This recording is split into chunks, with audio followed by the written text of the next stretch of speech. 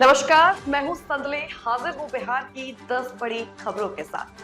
खबरों की शुरुआत करें उससे पहले हम अपने दर्शकों से अनुरोध करते हैं कि हमारे चैनल को आज ही सब्सक्राइब करें और हमें अधिक से अधिक सहयोग करें ताकि हम आपके लिए ताजा तरीन और राजनीति से जुड़ी हर अपडेट देते रहें। तो चलिए करते हैं शुरुआत। नेता प्रतिपक्ष तेजस्वी यादव ने रविवार को प्रेस कॉन्फ्रेंस कर कहा कि बिहार अब बदलाव के लिए पूरी तरह तैयार है और हर वर्ग के लोग इस परिवर्तन में साथ दे रहे हैं। उन्होंने कहा कि बिहार की जनता अब विकास चाहती है, न कि जुमलेबाजी।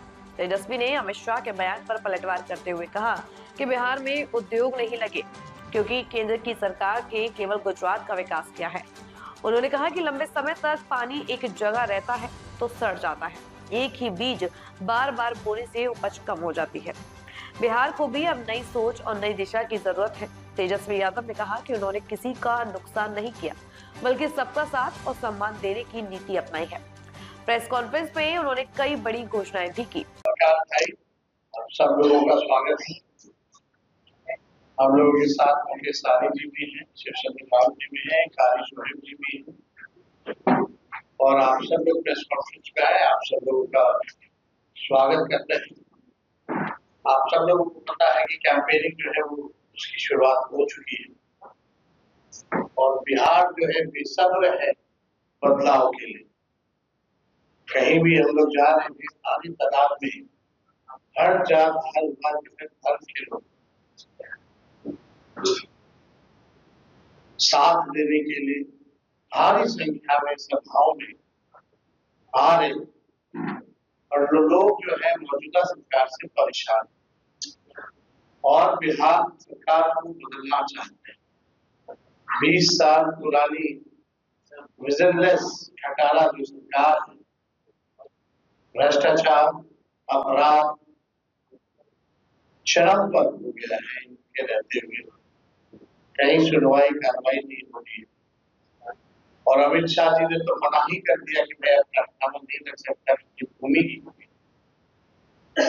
इंडस्ट्री नहीं लग सकता, उद्योग नहीं लग सकता क्योंकि भूमि की कमी है। तो लोग समझ चुके हैं भाजपा को, उनके चाल और चरित्र को कि मोदी जी ने फैक्ट्रियां लगाई, SEZ लगाई, IT पार्क लगाई, सेमीकंडक्टर फैक्ट्रियां लगाई, स्टेडियम इंटरनेशनल लगाई, इन्वेस्टर मीट जो है सब कुछ गुजरात में, बल्कि बिहार का बजट भी शिक्षा चिकित्सा का गुजरात में खर्च कर रहे हैं और बिहार को केवल और केवल अंगूठा और ठेका दिखाने का काम किया।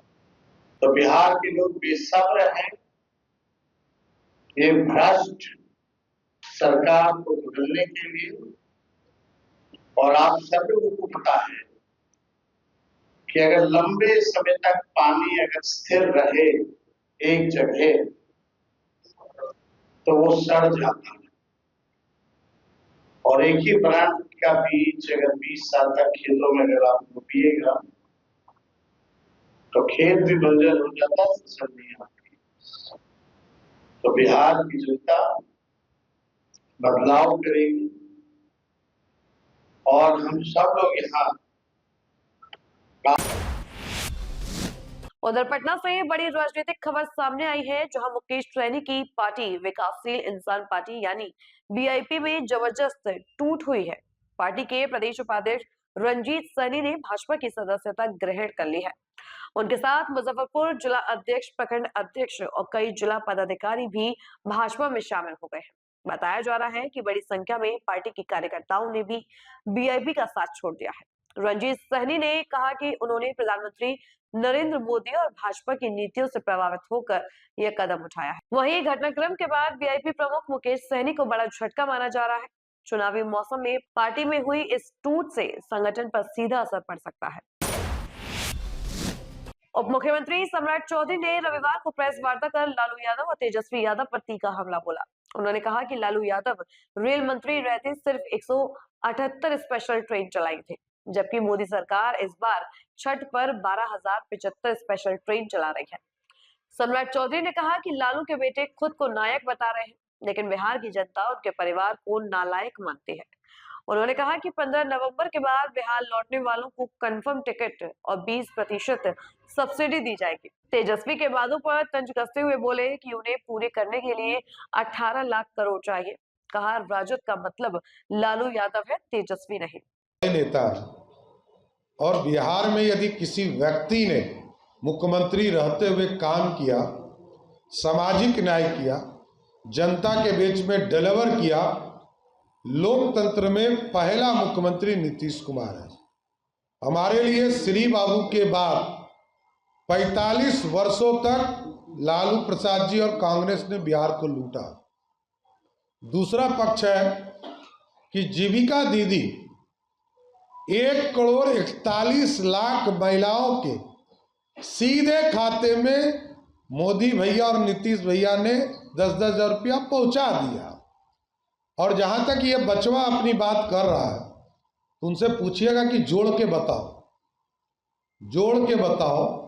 1,60,00,000 से अधिक महिलाएं जुड़ी हैं और 1,60,00,000 महिलाओं को यदि 30,000 रुपया आप दोगे तो मोटा मोटी 6 लाख करोड़ रुपया राज्य के संसाधन से देना होगा।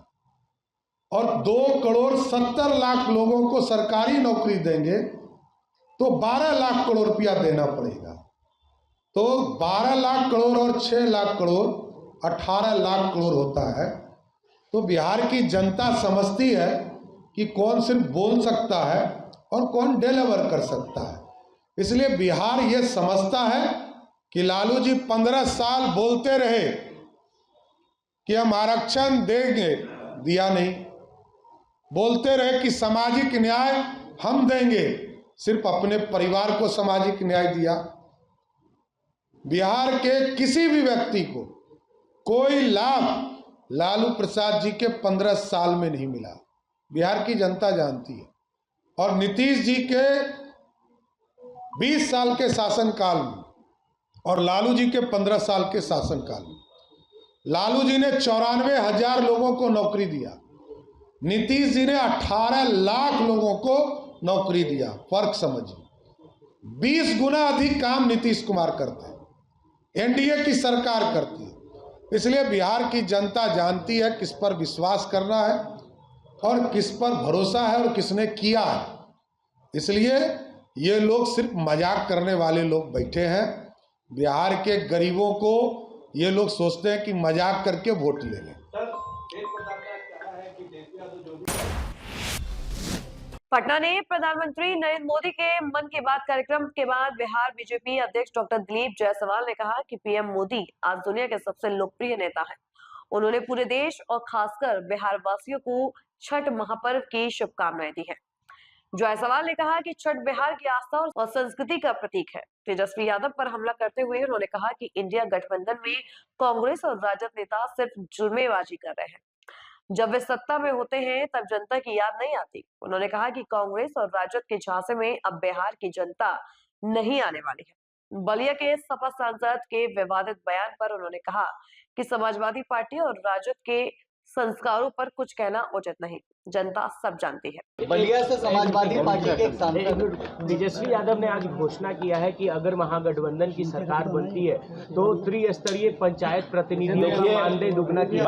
मैं मीडिया के बंधु से बताना चाहता हूं, आप इसको मीडिया में चलाने का काम करें भैया कि इंडी गठबंधन कांग्रेस और राजद के नेता जुमलेबाजी करना शुरू कर दिए और इनको जब सरकार में रहते हैं तब इनको किसी की याद नहीं आती है, लेकिन अब जब इलेक्शन 5-6 दिन 10 दिन के अंदर समाप्त हो जाएगा तो जुमलेबाजी शुरू कर दिए।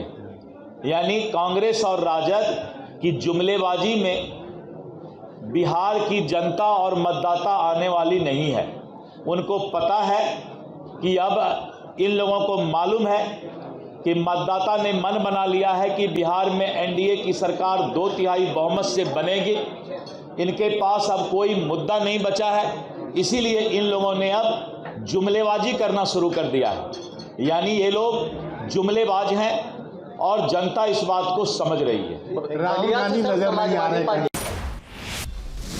सीतामढ़ी में छठ महापर्व की तैयारियों को लेकर डीएम रुचि पांडे और एसपी ने संयुक्त रूप से कई छठ घाटों का निरीक्षण किया। इस दौरान उन्होंने अधिकारियों के साथ व्यवस्था का जायजा लिया और साफ सफाई को लेकर सुरक्षा तक के जरूरी निर्देश दिए। डीएम रुचि पांडे ने कहा कि जिले के सभी घाटों पर नगर निगम, नगर परिषद, नगर पंचायत, पूजा समितियों तथा स्थानीय लोगों के सहयोग से साफ सफाई के काम तेजी से चल रहा है। उन्होंने चेतावनी दी कि यदि किसी चिन्हित खतरनाक घाट पर जबरन पूजा व्यवस्था की जाती है तो जिम्मेदारों पर सख्त कार्रवाई होगी। काफी बच्चे के गिरने की संभावना है और दलदल काफी है सर। देखिए, हम लोग जितने भी महत्वपूर्ण छठ घाट है वहाँ पे हम लोग एनडीआरएफ की टीम रहेगी, नाव रहेगी, वहाँ पे हम लोग गोताखोर भी रखेंगे, सेफ स्विमर भी रखेंगे ताकि किसी भी प्रकार की आकस्मिक दुर्घटना नहीं हो। साथ ही साथ वहाँ पे प्रकाश की पर्याप्त व्यवस्था रहे, वहाँ पे ब्लीचिंग पाउडर, चूना, फिटकरी के माध्यम से पानी को स्वच्छ रखा जाए, लगातार साफ सफाई का बेहतर प्रबंध किया जाए। हमारा कंट्रोल रूम रहेगा, मजिस्ट्रेट, दंडाधिकारी, पुलिस पदाधिकारी हैं और मैं और इसके साथ जो भी जितने शहर के महत्वपूर्ण घाट है सभी का निरीक्षण कर रहे हैं। जहाँ तक संभव हो तो हम लोग घाटों का बेहतर प्रबंधन का प्रयास कर रहे हैं, परंतु जो घाट जलस्तर में वृद्धि के कारण या दलदल या कीचड़ होने के कारण जो प्रयोग के लायक नहीं है उनको खतरनाक घोषित किया जाएगा। उसको कारण ये हमारे लाल कपड़े से ढका जाएगा ताकि वहाँ पे कोई भी हमारी छठ सर कई ऐसे खतरनाक घाट है जिसको चिन्हित कर दिया गया है, बावजूद वहाँ पर पंडाल बनाया जा रहा है और छठ घाट पर काम किया जा रहा है। चिन्हित किया गया है, उसका आदेश भी विधिवत नगर आयुक्त ने निकाला है, यदि आदेश का पालन नहीं किया जाएगा।